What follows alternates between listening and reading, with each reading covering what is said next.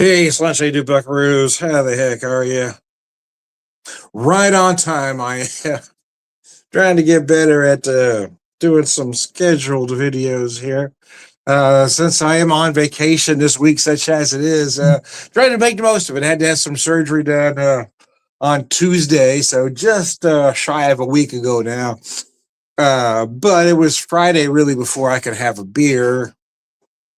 So I did drink a little bit Friday, Saturday, and just a little bit today. But I thought I'd do another video here since I am off tomorrow. I got tomorrow, uh, Tuesday and Wednesday off, and I go back to work on Thursday. I get the stitches out on Wednesday.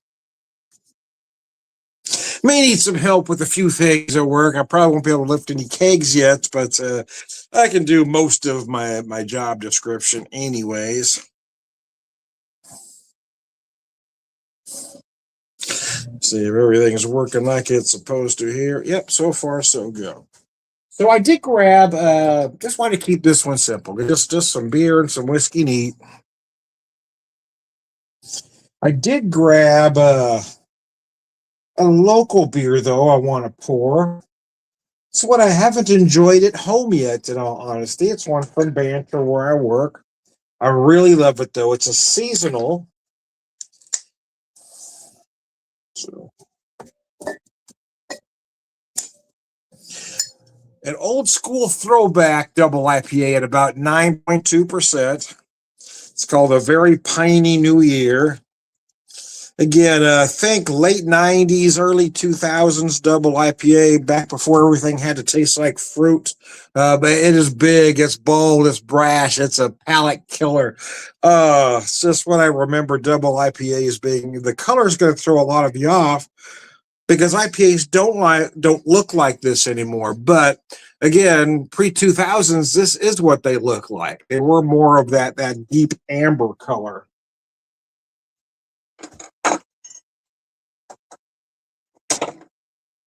Oh, I'm gonna set that down if I can find a place to put it here.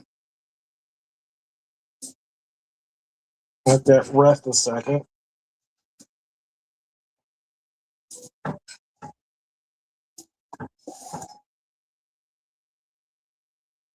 Whilst I pour some whiskey neat here, if I can keep from dropping stuff.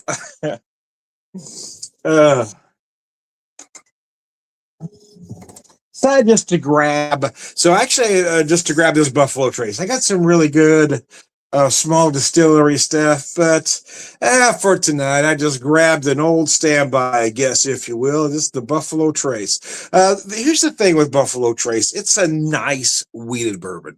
It's not great. It's not spectacular. It's not horrible. It's nice. It's good.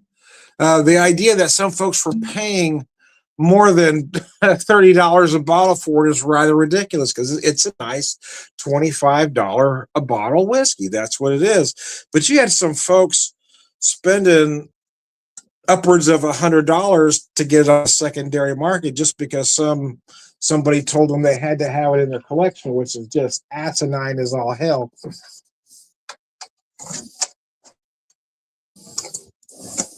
Because like I said, it's good. It's not great. It's good. It's good for me, in my opinion. It's a good starter bourbon, right? Wheated bourbons, I'm going to stir some things up here. Wheated bourbons, in my opinion, are not as complex as a traditional bourbon that uses rye secondary. They're a good starter for folks new to bourbon because they're a little softer and they're a little sweeter. I'm not going to mention his name, but I got a good friend who basically this is where he started. He really loved this bourbon for a long time, but then he got to the point where he thought he wanted more. And as he started trying more bourbons that were a little bolder and then got to traditional bourbons that used rye as a secondary, he said, okay, now I get it, Tom. I didn't get it before, but I get it now. Again, I'm not disrespecting this bourbon in any way. It's a damn fine $25 to $30 a bottle bourbon. It is a great, again, it's a great starter bourbon. There's nothing offensive about it. It's easy to drink. But once you get used to this, you're gonna want more. Or if you're truly a bourbon person, you're gonna want more. You're gonna realize that there are bourbons out there that are more complex, have more flavor, more to offer.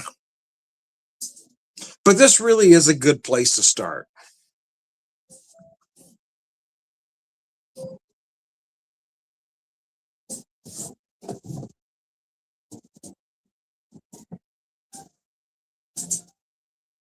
A very likable 90 proof bourbon.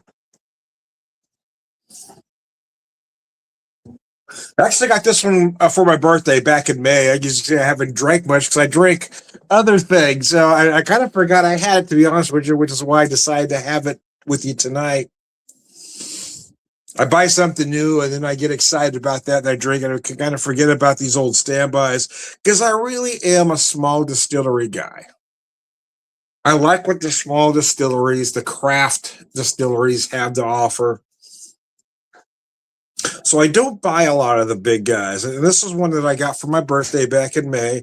So you can see, I mean, I haven't haven't done a whole lot of damage to it. I'm still a hair over half, even with a nice 2 ounce pour now.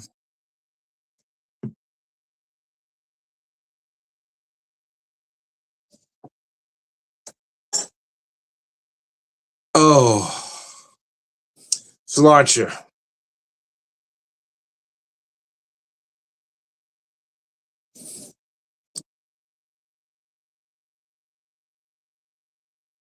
Oh yeah. So so a friend picked this one up for me. I had a $25 gift card through a local, well, it was a local chain of Macadoodles. But the store I typically go to or where it was purchased at closed down. But a friend of mine has something to do with the store on the other side of town. So he just took that gift card and I had basically exchanged the gift card for the Buffalo Trace. So this was my birthday present. He had actually given me a bottle of Weller, which I did finish, but I'm still working on this Buffalo Trace, as you see. Because as I should not open the new stuff I get and finish the old stuff, but then I tend to want to open stuff up right away.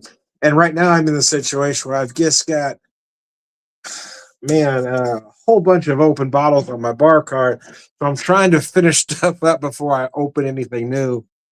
And I'm down to, I mean, at one time I had a lot of unopened bottles, and now I'm down to only five unopened.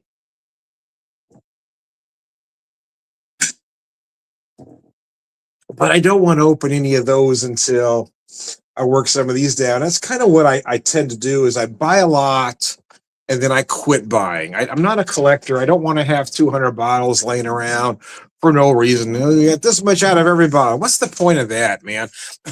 I don't get it. I don't have that collector mentality. Everything I buy everything for a purpose, right? There's the reason is to drink it. Some meat, some for cocktails, but everything I've purchased has a purpose. So, like I said, I've got so many open right now that I really need to finish this stuff up, or at least a few of them before I can go out and purchase anymore.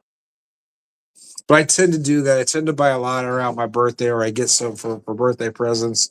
When I go on vacation, I tend to buy a lot. This year is different. I'm not buying anything on vacation this year because, well, recovering from surgery. I'm broke this particular vacation, but with any luck, maybe at the end of the year we'll be able to take a short one. We'll see. We'll kind of play it by ear if I can get things caught up from the surgery. But yes, that's how we're starting the year. We'll just get it over with right from the start and play catch up the rest of the year. Oh, let me set this down, and I've let that beer. I'm gonna breathe for a minute. So I'm gonna pick it up here. Like I said, it's a 9.2% double IPA. And again, it's that old school IPA.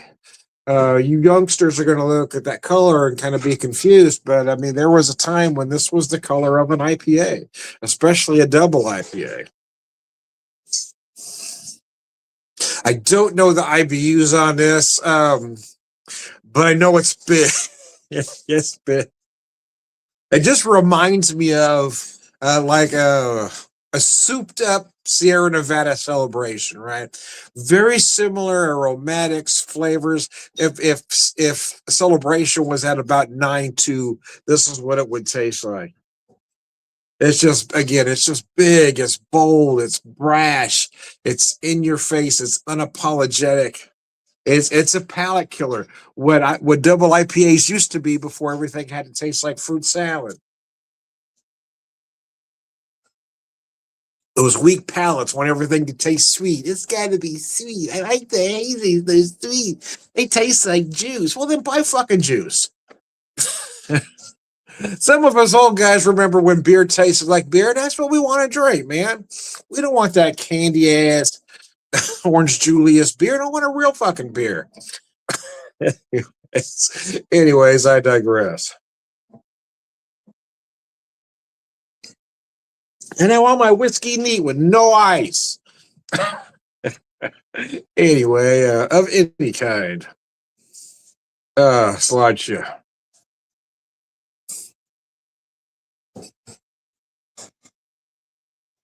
I thought about pouring half of this at a time in a snifter, and I said, no, I'm going to treat it like I would back in the day. Just put it all in a big mug. I got this big dimpled mug here that'll hold a full pint. It was a pint can. So we just put it all in here. Drink it like it was meant to be. We're not going to go mamby-pamby with this. We're not going to put a little bit in the snifter. No. We're going to put it in a man's glass. Anyway, I digress. So anyway, yeah, I've got 3 more days off. So I thought, well, wasn't sure if I was going to have anything to drink today or do another video today. Did one earlier. Why not? I mean, I am off tomorrow. I've just kind of been spacing them out, not drinking a lot at one time. Might as well. I can sleep in, but my body won't seem to let me. I'm up at 8:30 at the latest, no matter what.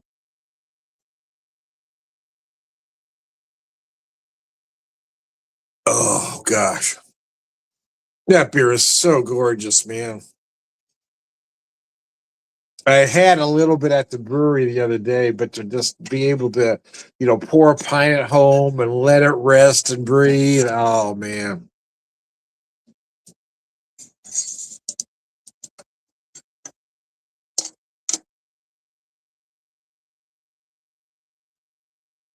Set that down. Pick up this whiskey again. Yeah, I've got some bold whiskeys here. I thought, no, I'm just going to grab this one. This one I really need to work through. Like I said, I got it for my birthday last May, and I'm still just a little bit over half on it. Because I got a lot of stuff around the holidays that I broke into where I should have just waited and finished this other stuff up. But now I've got just an insane amount of open bottles here. Well, for me anyway. It might not be a lot for some, but for me, it's just too many. 1, 2, 3, 4.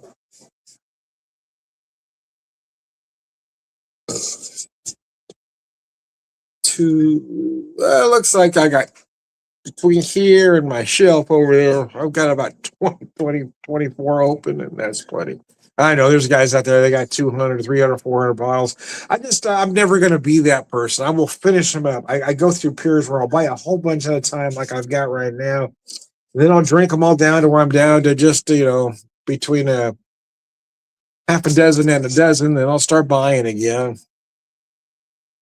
It's not good to keep these things laying around. A lot of folks will keep open bottles around for a long time. They will degrade on you over time, especially if you're not tilting them to keep that cork wet.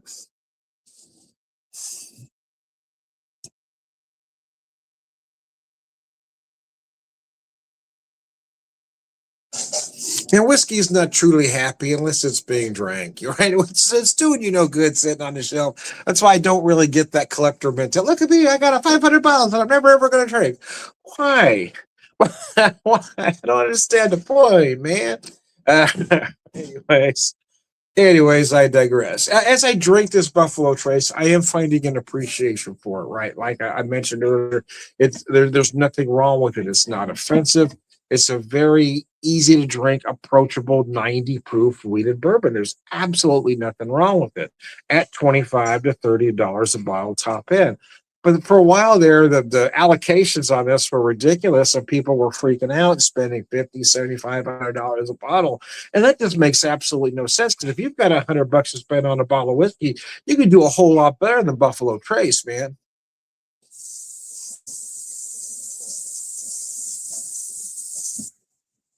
But those secondary market folks are parasites. They're horrible people preying on the weak mind. Look, you have to have this for your collection. If you're going to get started, this is what you have. No, you don't have to have a goddamn thing. Don't listen to these assholes. Buy what you want, buy what you like. And again, for me, I know I kind of go against the grain. I don't buy a lot of the name brand stuff. I don't. I don't have that one go-to that a lot of whiskey guys do, because I love the small craft distillery products. I've got a local distillery right here in Springfield, Tiakida. They're doing great products. I like to have at least one of their products on hand. Right now, I've got two. I've got their Arcadia vanilla barrel finished bourbon, and then I have the Granny Hammer apple brandy. But there are times I've got several bottles of their products.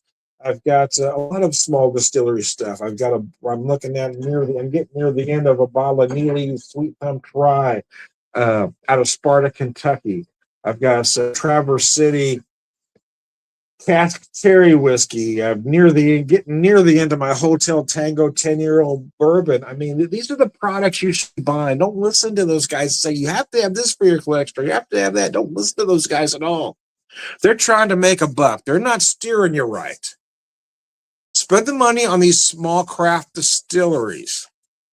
Now, are all of them great? In all honesty, no. Some of them are overpriced. Some of them are overhyped. Some of them, you get what you pay for. But most of them are doing incredible products, in my opinion, better than the mainstream stuff at that same price point. Kansas City's got a handful of good ones. I mean, they've got Tomstown, J. Rieger's, Lifted Spirits, Restless Spirits, Union Horse. St. Louis has got Still 630, Switchgrass, Hotel Tango out of Indianapolis, Indiana. Four Finger. I don't have any of their products anymore, but they're doing some great stuff. Watershed out of Columbus, Ohio. I mean, this is where you should be focusing your attention if you're really, truly a whiskey lover, and you're not just in it for the hype and the accolades. If you really enjoy the product, seek out these small distilleries whenever you go anywhere. Rocktown out of Little Rock, Arkansas is another great one.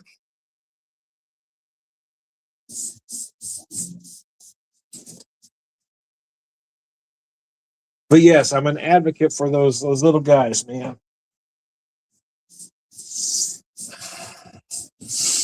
Oh, focus on my beer here for a second.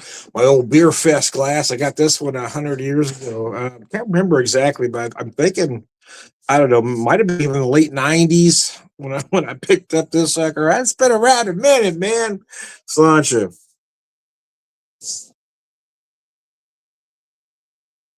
Oh, that's nice.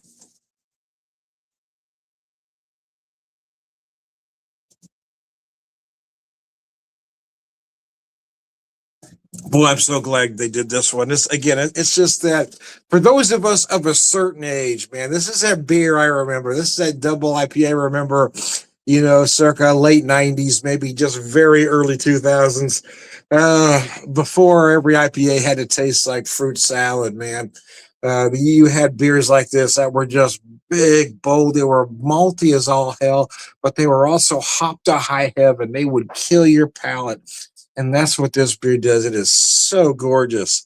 It's not for those weak palate folks. It's not for those folks that think beer should taste like fruit juice.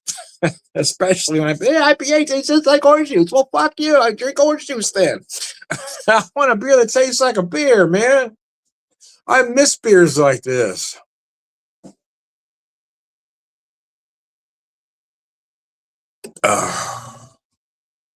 So good. So good.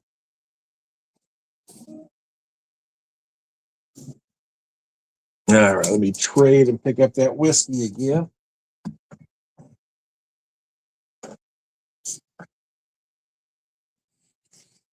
Oh,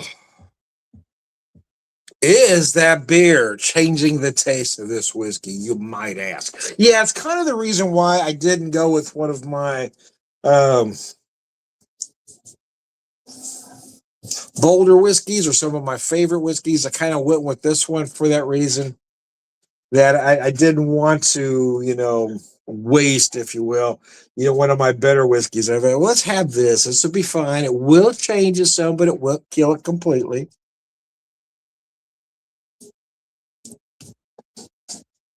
But yes, after having that big double IPA, especially with those big piney notes, when I take this, the flavors seem very mild. In fact, typically you might get a lot of vanilla, oak, brown sugars, molasses.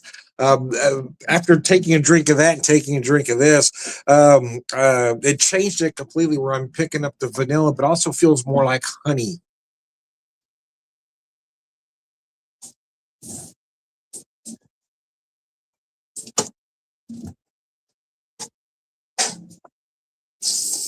Almost like drinking water after drinking this. But anyways, I digress. Let me finish this up. Oh, mercy.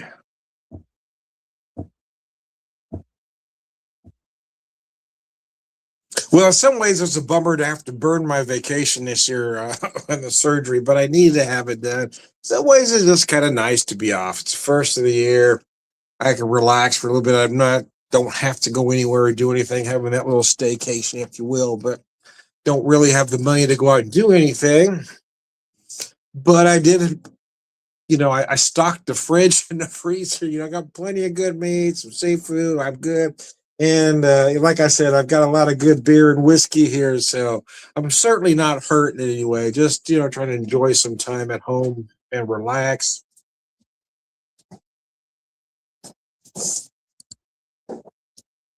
Let the hand and elbow heal. Took the wrap off today. Everything looks good.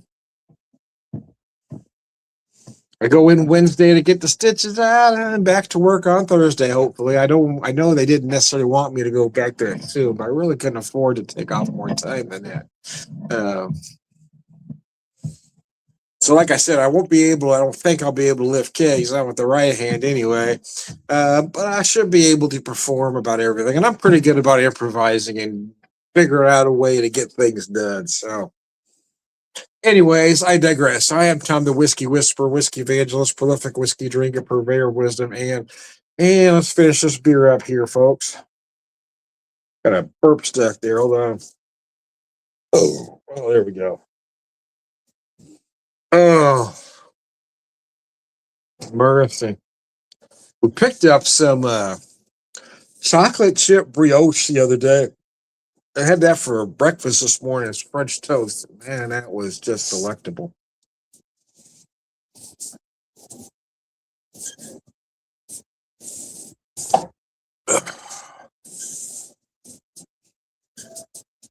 And that beer is just mighty. It is so good.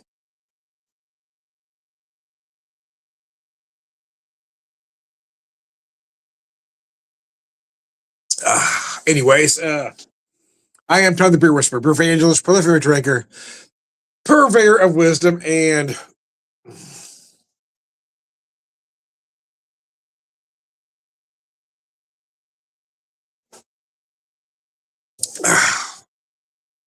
damn, that's good. All around good guys. Sláinte. Thanks for tuning in.